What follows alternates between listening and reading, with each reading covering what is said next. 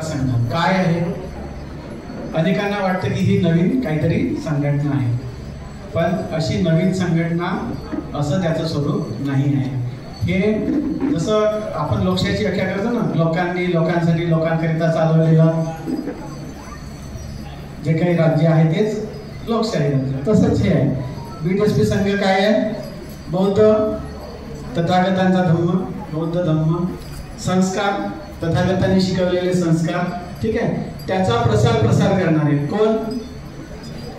प्रसार करणारे कोण? तुम्ही आम्ही सगळेच ना. तुम्ही प्रचारक नाही का? प्रसार नाही का? मग तुम्ही आम्ही सगळेच प्रसार करतो. म्हणजे हा संघ कोणाचा झाला? सर्वांचा आहे, ठीक आहे. म्हणून बौद्ध लोकांनी बौद्ध लोकांसाठी, बौद्ध लोकांच्या संस्कारासाठी घेतलेली मोहीम, घेतलेली चळवळ म्हणजे काय? बौद्ध धम्म संस्कार प्रसार संघ. याची सुरुवात वाणी दाम्पत्यांनी केली. वाणी मॅडम आणि सर यांच्याकडून ती सुरुवात झाली. कोणीतरी इनिशिएटिव्ह घ्यायला लागतं ना, इनिशिएटिव्ह त्यांनी घेतला. आणि प्रेरणा कोणाची होती? बाबासाहेबांची, अजून भगवान बुद्धांची.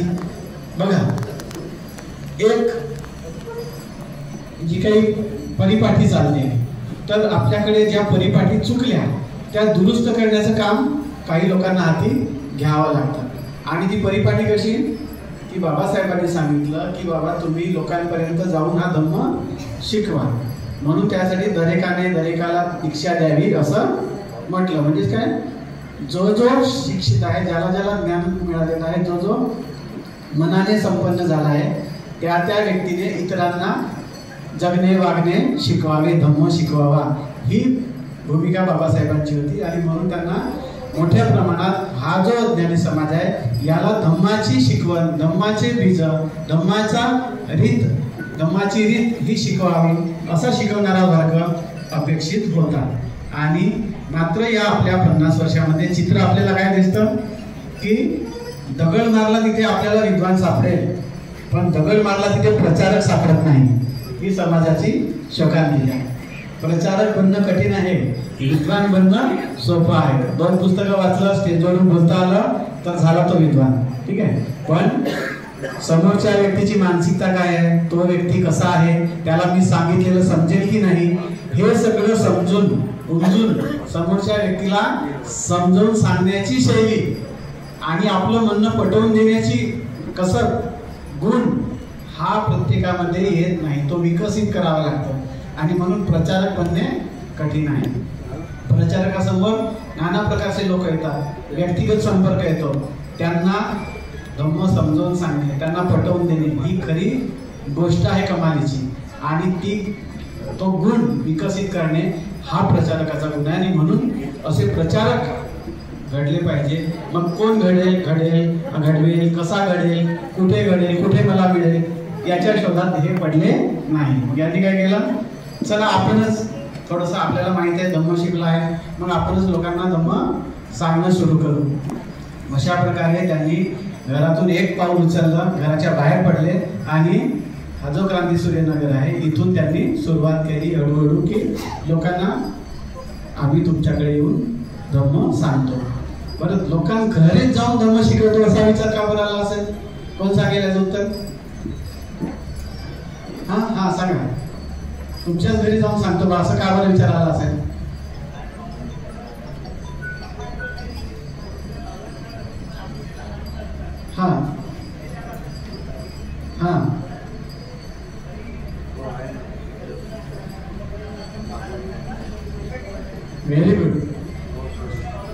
Very good. चला, मला इथून ऐकायला आलं त्यांचा. लहान मुलं, घरचे वृद्ध, सगळे कुटुंब हे विहारात जात नाही, धम्म श्रवण करत नाही. बाबासाहेबांची अपेक्षा होती की रविवारी सर्वांनी आपल्या धर्माच्या रीतीनुसार जगावं. जे बौद्ध झाले त्यांनी त्या विहारात जाऊन धम्म श्रवण करावं आणि त्यांना तिथे धम्माचं अध्ययन करता यावं. म्हणून विहार ही संस्काराची, धम्म अध्ययनाची केंद्र व्हावी हा त्यांचा उद्देश होता. परंतु जे चित्र निर्माण झालं ते कसं होतं? विहारामध्ये कोण जातं? हा, व्हेरी गुड, तुम्हीच उत्तर दिले. ठीक आहे, विहारात फक्त म्हातारे लोक जातात आणि तेही फक्त कर्मकांडापुरते मर्यादित असतात. म्हणजे गाथा म्हणणे, पूजा अर्चना करणे आणि शिलाचं पाणी घेऊन घरी येते, हे आहे कर्मकांडी स्वरूप, आहे की नाही? या कर्मकांडातून ना ती व्यक्ती शिकत, विहारात जाणारे शिकत नाही आणि घरी असणारे शिकत नाही. म्हणून घरी जाण्याचा मार्ग निवडला की बाबा आम्हीच तुमच्याकडे येतो